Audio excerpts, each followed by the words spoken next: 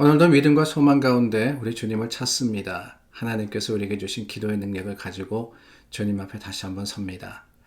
좋으신 하나님 감사합니다. 사순절의 마지막이 가까워오고 있습니다. 주님 가신 길을 따라오며 여기까지 왔으니 주님께서 우리에게 말씀하시고 주님의 주시는 말씀이 다시 한번 위로가 되고 힘이 되는 귀한 날이 되게 하여 주시옵소서. 예수 그리스도 이름으로 기도드립니다. 아멘. 우리 찬송가 불러서 주님께 나아갑니다. 찬송 176장입니다. 176장입니다.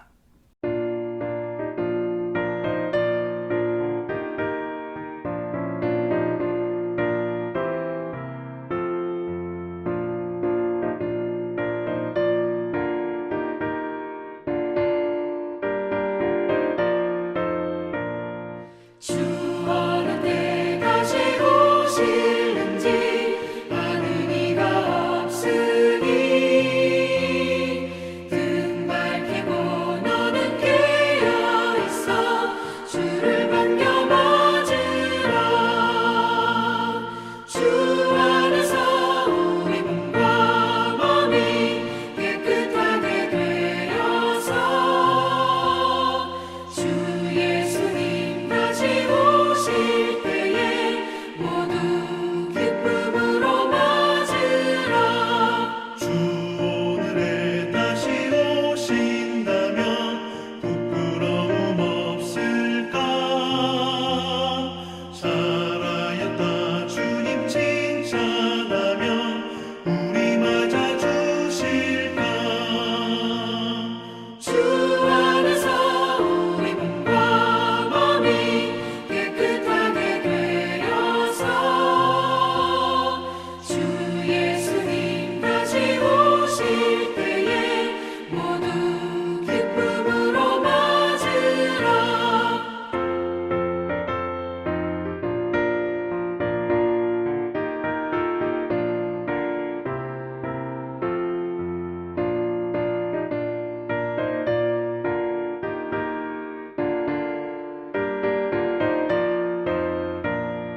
주 예수님 맡겨주신 일에 모두 충성 다했나.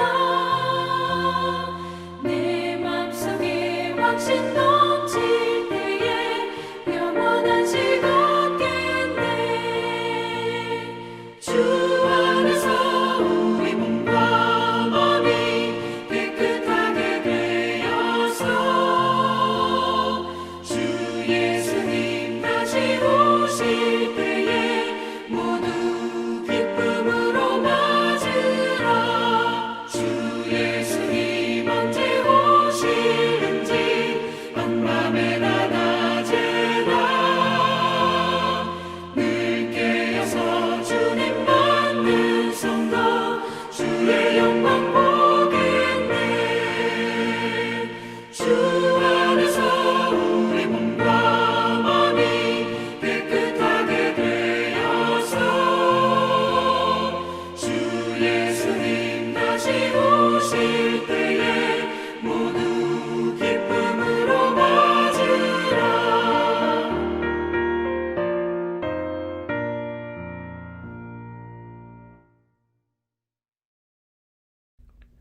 누가복음 21장 계속해서 나눕니다. 29절서부터 38절입니다. 이에 비유로 이르시되 무화과 나무와 모든 나무를 보라. 싹이 나면 너희가 보고 여름이 가까운 줄을 자연히 아나니 이와 같이 너희가 이런 일이 일어나는 것을 보거든 하나님의 나라가 가까이 온 줄을 알라. 내가 진실로 너에게 말하노니 이 세대가 지나가기 전에 모든 일이 다 이루어지리라. 천지는 없어지겠으나 내 말은 없어지지 아니하리라. 너희는 스스로 조심하라.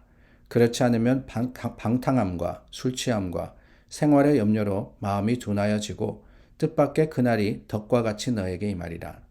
이날은 온 지구상에 거하는 모든 사람에게 임하리라. 이러므로 너희는 장차 올 이 모든 일을 능히 피하고 인자 앞에 서도록 항상 기도하며 깨어 있으라 하시니라. 예수께서 낮에는 성전에서 가르치시고 밤에는 나가 감람원이라 하는 산에서 쉬시니 모든 백성이 그 말씀을 들으려고 이른 아침에 성전에 나아가더라. 21장의 마지막 부분입니다. 어제까지 나누었던 예수님께서 마지막 때, 그때를 준비하며 또한 그때 드러날 여러 징조에 대해서 가르치시고, 오늘 말씀 29절에 보니까 이해라는 말씀으로 시작하고 있습니다. 이해. 무슨 이유냐? 그 앞에 마지막 때 징조, 마지막 때 일어날 일들을 제자들에게 알리시고 거기에 대해서 비유로 말씀하십니다. 무화과 나무와 모든 나무를 보라. 싹이 나면 여름이 가까운 줄을 자연히 안다. 징조를 보아서 말세가 가까웠다는 것을 깨달아 아는데 그 깨달아 아는 이 징조들이 감추어진 것이 아니라 하는 거예요. 어느 누구든지 싹이 나고 잎사귀가 무성해지면은 여름이 가깝다라는 것을 아는 것처럼 하나님의 나라가 도래하는 것도 그 징조도 분명하고 확실하다라고 말씀을 하고 계십니다. 너희가 이런 일이 일어나는 것을 보거든 하나님의 나라가 가까이 온 줄을 알라. 근데 문제는 뭐냐? 그럼에도 불구하고 이게 문제예요. 그럼에도 불구하고 하나님의 나라가 가까이 왔다라는 많은 징조가 있음에도 불구하고 여러 사람들이 어떻게 하느냐? 그 징조를 무시하거나 아니면은 의미를 축소하거나 외면하거나 이러한 마지막 때의 징조를 보고도 꼼짝하지 않는 이런 일들이 벌어질 것이다 라고 말씀을 하시는 겁니다. 참 예수님께서 말씀하신 이 성전의 무너짐 그리고 그 예수님이 말씀하시는 마지막 때의 여러 가지 징조들 이미 2000년 전에 일어나기 시작했습니다. 지금도 물론이거니와 그 2000년 전에도 분명히 주님의 말씀대로 이루어져 가고 있음이 이 성경을 기록한 사람들의 생존할 때에 이미 보여졌었습니다. 우리가 잘 알듯이 어제 나누었지만은 성전의 무너짐을 예수님께서 예언하지 않습니까? 그 성전이 언제 무너지느냐? 주 70년경에 무너집니다. 그러니까 불과 예수님께서 승천하시고 약 3, 40년의 시간이 지나서 그대로 이루어지는 것을 우리가 보게 되는 거예요. 그런데 뭐가 문제냐? 그 성전의 무너짐을 보면서 이스라엘 백성들이 어떤 생각을 하느냐? 예수 그리스도의 말씀을 기억하고 예수님의 말씀을 마음에 담는 것이 아니라 큰일 났다. 그 눈에 보이는 계속해서 예수님께서 말씀하시는 교훈이 뭡니까? 다른 게 아니잖아요. 눈에 보이는 것과 보이지 않는 것.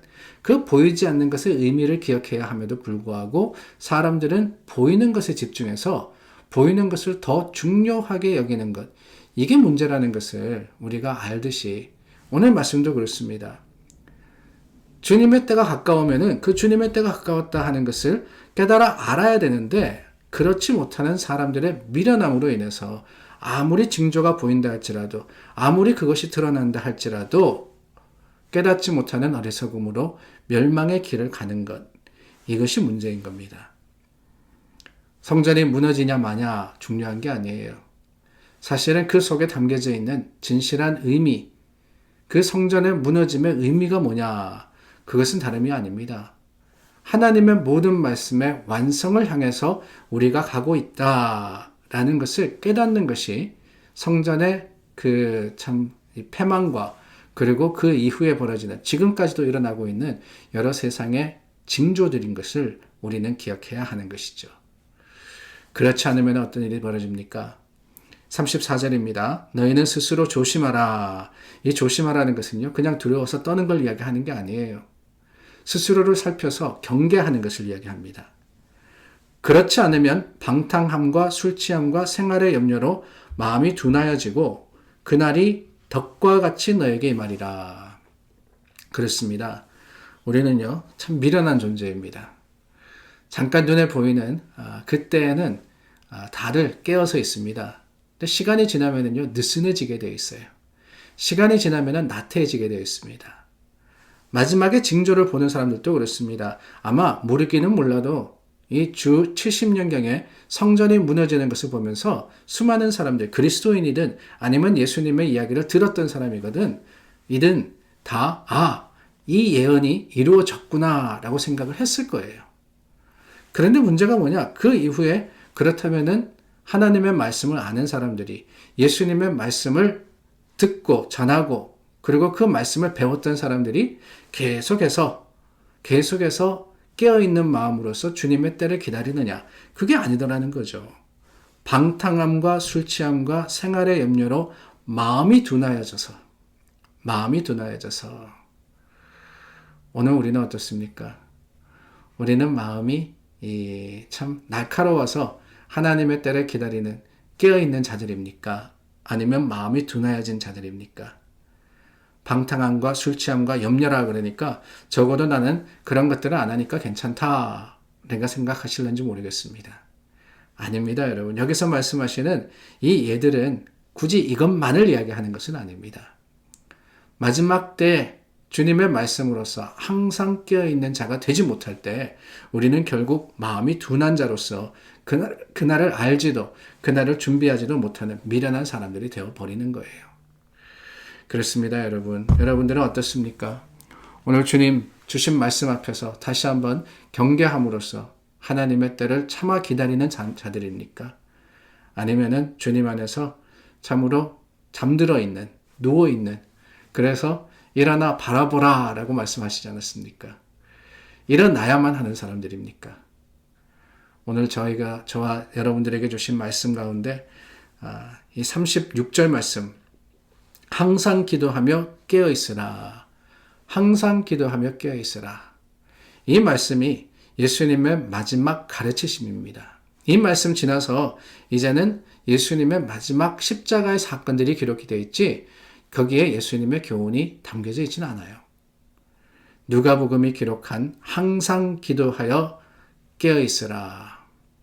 저와 여러분 이 말씀 앞에서 주님의 말씀대로 깨어있고 또한 기도하고 하나님의 때를 참아 기다리며 지혜로운 자로서 주님 앞에 서는 오늘 하루가 될 수 있기를 예수님의 이름으로 간절히 소망합니다. 기도하겠습니다.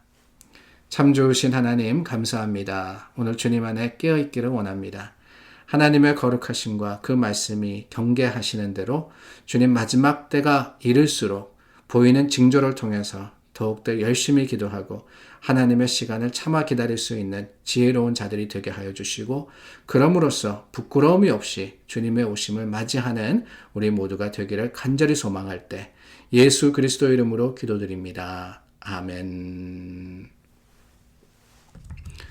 오늘 목요일 아침입니다. 데살로니가 전서 1장부터 5장까지 그리고 데살로니가 후서 1장부터 3장까지 데살로니가서를 전체 다 읽으시면 되고 오늘은 여호와 니시 고아원을 위해서 기도합니다. 저희 교회 교우들이 세운 고아원입니다.